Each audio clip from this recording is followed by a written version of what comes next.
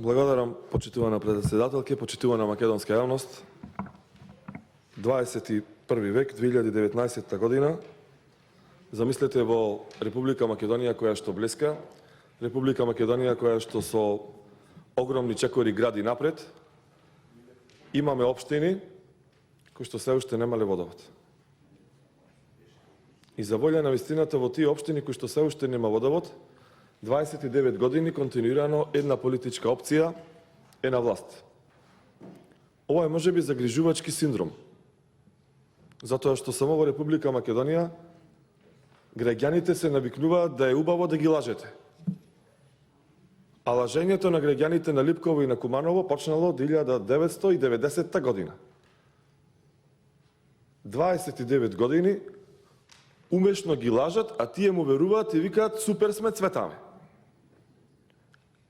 Како што кажа мојот колега, а тоа го знам од моите пријатели во Куманово, камен темелник, лажен, на овој проект за 12 километри водовод од Куманово до Липково ставил уште почесниот претседател на Социјалдемократскиот сојуз Бранко Црвенковски.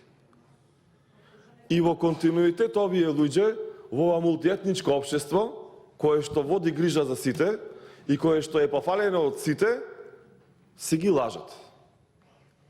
Си ги лажат и му викаат, добро е само што не дошла водава.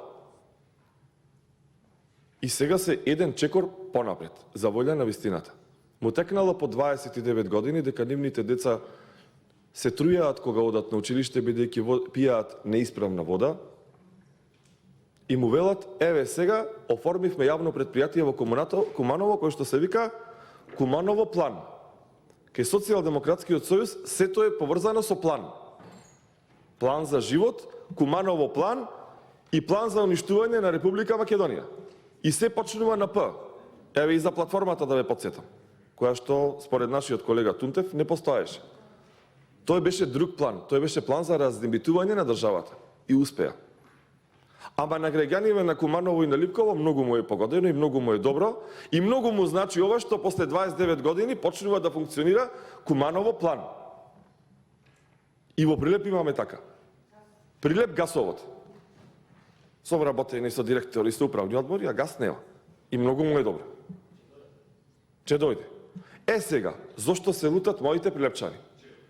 Куманово, Борч, 74 милиони евра општината. Замислете, од што работат успешно, од што блескаат, од што имаат добра администрација и добра локална власт, успеале и од што се на прав пат, цел живот Социјалдемократскиот сојуз во Куманово да ја задржи општината што близу 80 милиони евра. Оти многу добро работат. Оти направија водоводи за сите. Оти гасификација направија. Оти јавен превоз имаат идеален, оти имаат детални урбанистички планови, оти имаат многу инвестиции во Куманово, супер се ја задолжи општината. И одма следува онај план за креативно решение од владата на Социјалдемократскиот сојуз.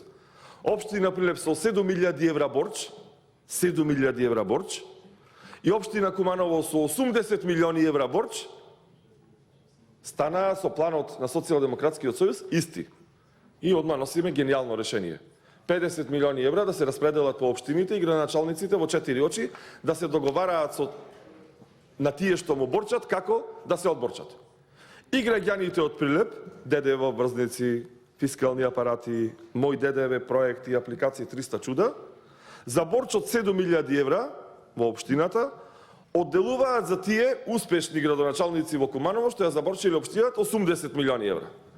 А за возврат не добиваме ништо. Еве во буџетот, например, за Куманово може има нешто. Че ви направат за 1500 евра, вчера разбрав, за Виница има 1500 евра во буџетот. Вие може би сте поголема општина, че добијате 3200 евра. За Прилеп не знам, не можам да најдам ставка. Во буџетов, значи буквава именка во Прилеп не постои. Ни во со партикулата ке. Ни овие средства ке бидат за Прилеп ги нема. Значи ние сме избришани на маргините. Нула.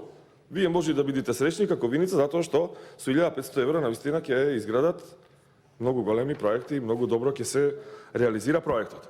Уште една паралела сакам да направам со оваа влада која што е на прав пат. Вчера слушнав еден фрапантен податок. И правам паралела со луѓево кои што немаат водовод и канализација. Ваму правиме муабет за 12 милиони евра а само на 500 метри од Авдека, креативната локална самоуправа која што ја поддржаа граѓаните на Скопје, на 300 квадратни метри површина, успеа да потроши 550.000 евра. 550.000 евра за кров на градскиот трговски центар, тој што го гушкаа. Што не чинеше за ништо, што не беше добро да се реконструира, тој што прокапи. Ова е од Алиекспрес парк. А за цела Република Македонија за пошумување 340.000 евра. Овдека за 4 дрвца 550.000 евра. А овие што се испозапалија во Велес, во Куманово, во Прилеп, Шумиве, че ги обновуваме со 340.000 евра. Така е оваа држава на прав пат. Така се овие локални самоуправи на прав пат. Така се грижиме и за загадувањето, за чистиот воздух. Со 1.500.000 евра се грижиме за чистиот воздух. Така ќе го решаваме проблемов.